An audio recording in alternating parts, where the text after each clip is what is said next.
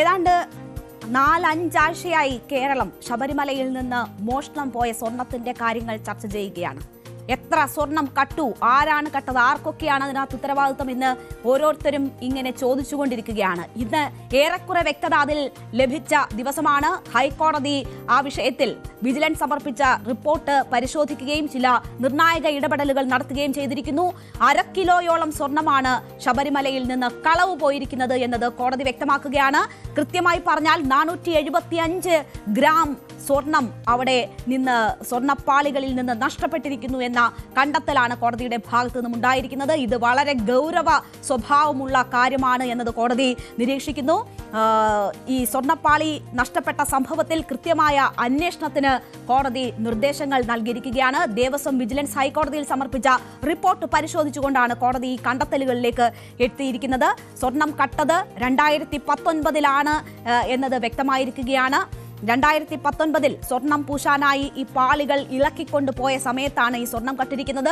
ഉണ്ണികൃഷ്ണൻ പോറ്റിയാണ് ഈ സ്വർണ്ണക്കളവിന്റെ പിന്നിലെന്ന കാര്യവും കോടതി സ്ഥിരീകരിക്കുന്നതാണ് ഇന്ന് നമ്മൾ കണ്ടത്. ചെമ്പ് പാളികൾക്ക് പുറമെ ലിൻഡൽ, വശങ്ങളിലെ ഫ്രെയിമുകൾ എന്നിവയിൽ സ്വർണം പൂശിയതിലും ക്രമക്കേട് നടന്നിട്ടുണ്ട് എന്ന സംശയം കൂടി ഇന്ന് കോടതിയുടെ നിരീക്ഷണങ്ങളിൽ വരികയാണ്. ഈ കാര്യങ്ങളൊക്കെ അന്വേഷിക്കാനുള്ള നിർദ്ദേശവും കോടതി നൽകിയിരിക്കുകയാണ്. കള്ളന്മാരെ പൂട്ടാൻ കോടതി നിർദ്ദേശം നൽകിയിരിക്കുന്നു. അതിന് നിർദ്ദേശം നൽകിയിരിക്കുന്നത് വിജിലൻസ് കണ്ടെത്തലുകളിൽ നിഷ്പക്ഷ അന്വേഷണം വേണം എന്ന നിർദ്ദേശം നൽകിക്കൊണ്ടാണ് കോടതി ഇതിൽ ഇടപെടുന്നത്. ദേവസ്വം വിജിലൻസ് ഹൈക്കോടതിയിൽ സമർപ്പിച്ച വിവരങ്ങളിലെ ഏറ്റവും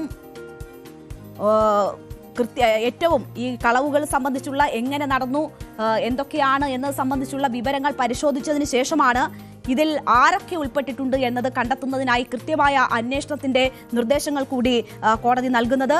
സംസ്ഥാന പോലീസ് മേധാവിയെ ഇതിൽ കക്ഷി ചേർക്കാൻ കോടതി തീരുമാനിച്ചിരിക്കുന്നു. കേസ് രജിസ്റ്റർ ചെയ്ത് അന്വേഷിക്കാൻ ഉള്ള നിർദ്ദേശമാണ് കോടതി നൽകിയിരിക്കുന്നത്. പ്രത്യേക കേസുകൾ രജിസ്റ്റർ ചെയ്ത് അന്വേഷിക്കണമോ എന്നത് SITക്ക് തീരുമാനിക്കാം എന്ന് കോടതി പറയുന്നു. അതായത് ഒരുപാട് ഇത് സ്വർണ്ണപ്പാളികളിൽ മാത്രമുണ്ടായിട്ടുള്ള കളവല്ല, മറ്റ് ലോഹദണ്ഡുമായി ബന്ധപ്പെട്ടും പീഠവുമായി ബന്ധപ്പെട്ടും ഒക്കെ ഓരോരോ സംശയങ്ങൾ നിലനിൽക്കുന്നു. അപ്പോൾ ഇതൊക്കെ പ്രത്യേകം കേസുകളായി വേണമോ, അതെങ്ങനെ വേണം എന്നത് അന്വേഷണ സംഘത്തിന് തീരുമാനിക്കാം എന്നതാണ് കോടതി ഇപ്പോൾ നിർദ്ദേശിച്ചിരിക്കുന്ന കാര്യം. ദേവസ്വം ചീഫ് വിജിലൻസ് ഓഫീസറുടെ റിപ്പോർട്ട് ഇന്ന് തന്നെ ദേവസ്വം ബോർഡിന് കൈമാറാൻ കോടതി നിർദ്ദേശിച്ചിട്ടുണ്ട്. ആ റിപ്പോർട്ട് ദേവസ്വം ബോർഡിന് കൈമാറിയതിനു ശേഷം അവർ അത് സംസ്ഥാന പോലീസ് മേധാവിക്ക് കൈമാറി അങ്ങനെ കേസെടുപ്പിച്ച് അന്വേഷണം നടത്താനാണ് കോടതി നിർദ്ദേശിച്ചിരിക്കുന്നത്. നോക്കൂ, നമ്മൾ ഈ വിഷയവുമായി ബന്ധപ്പെട്ട് ഉണ്ണികൃഷ്ണൻ പോറ്റിയായിരുന്നു നമ്മുടെ സംശയ നിഴലിലുള്ള വ്യക്തി. എന്താണ് സംഭവിച്ചത്? അവിടെ നിന്ന് സ്വർണ്ണപ്പാളികൾ മിനുക്കാനായി പുറത്തേക്ക് കൊണ്ടുപോവുകയാണ്. ആ ഉണ്ണികൃഷ്ണൻ പോറ്റിക്ക് അനുകൂലമായി അവിടെ അത് ചെമ്പ് പാളികൾ എന്ന് രേഖപ്പെടുത്തിയ ഒരു ഉത്തരവ് ദേവസ്വം ബോർഡിന്റെ ഭാഗത്തു നിന്നും ഉണ്ടാകുന്നത് നമ്മൾ കണ്ടതാണ്. ആ സ്വർണ്ണപ്പാളികൾ ഏതാണ്ട് 30 ദിവസം കൈവശം വെച്ചതിന് ശേഷമാണ് ചെന്നൈയിൽ സ്മാർട്ട് ക്രിയേഷൻസിന്റെ അടുത്തെത്തിക്കുകയും അവിടെ അറ്റകുറ്റപ്പണികൾ നടത്തുകയും ചെയ്തിരിക്കുന്നത്. അപ്പോൾ അതിലുണ്ടായിരുന്നത് സ്വർണം പൂശിയിരുന്ന പാളിയായിരുന്നില്ല, സ്വർണ്ണപ്പാളികൾ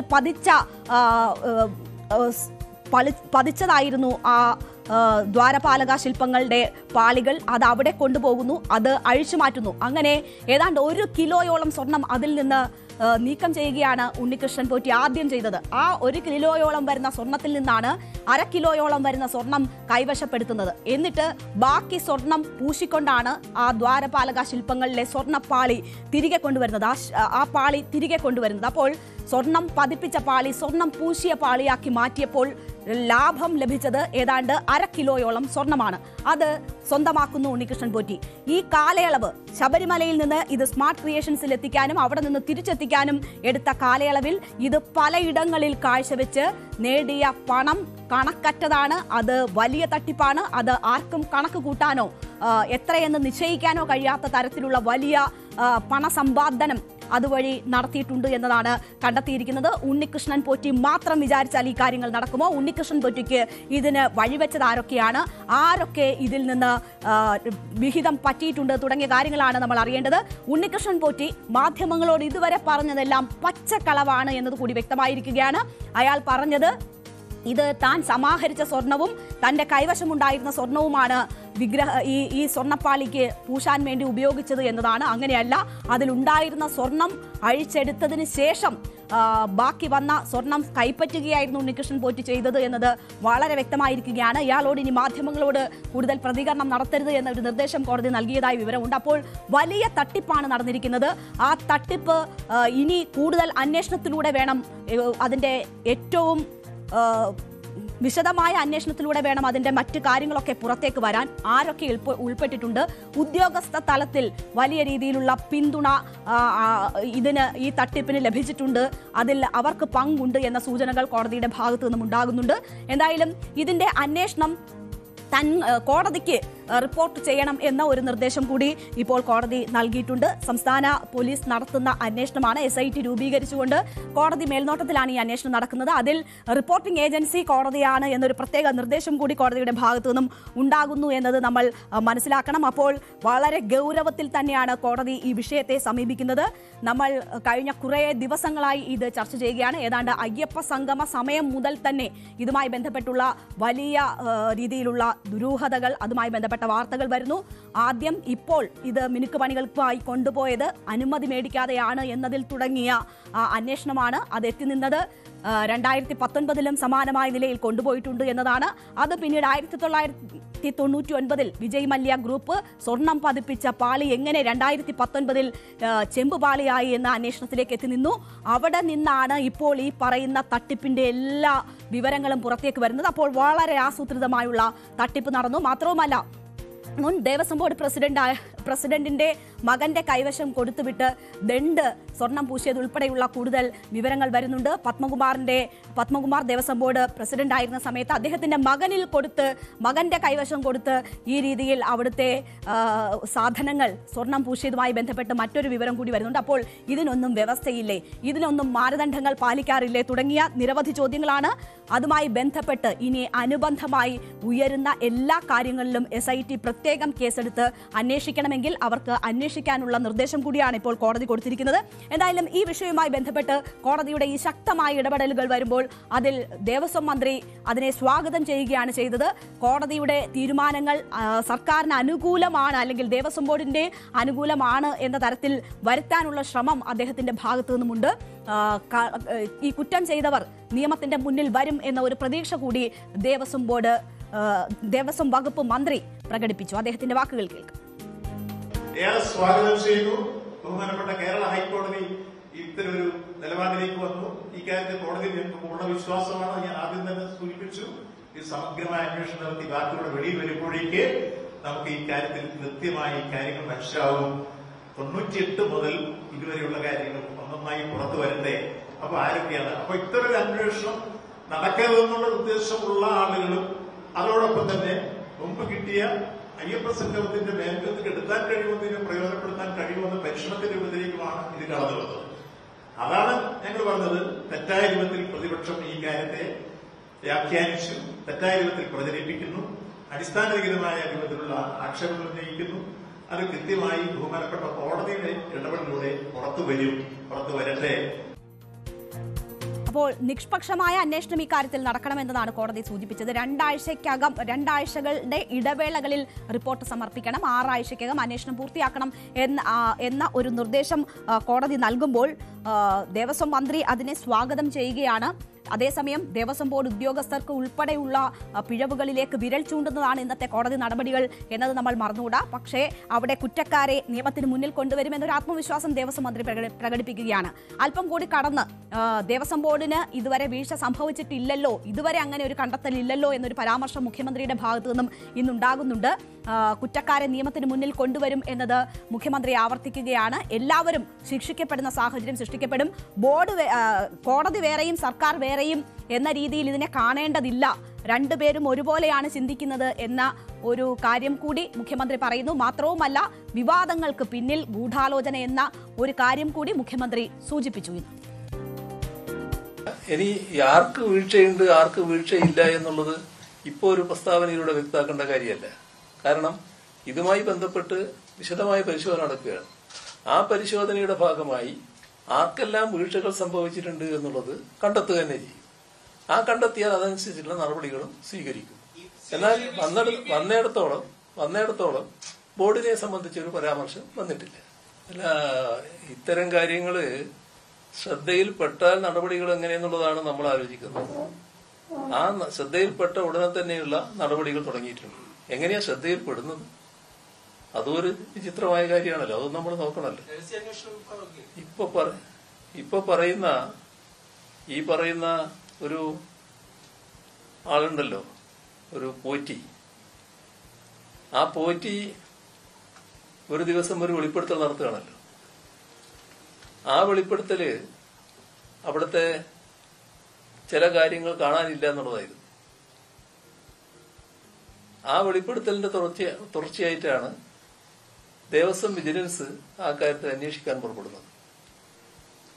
ആ അന്വേഷണം എത്തിച്ചേർന്നത് എവിടെയാ?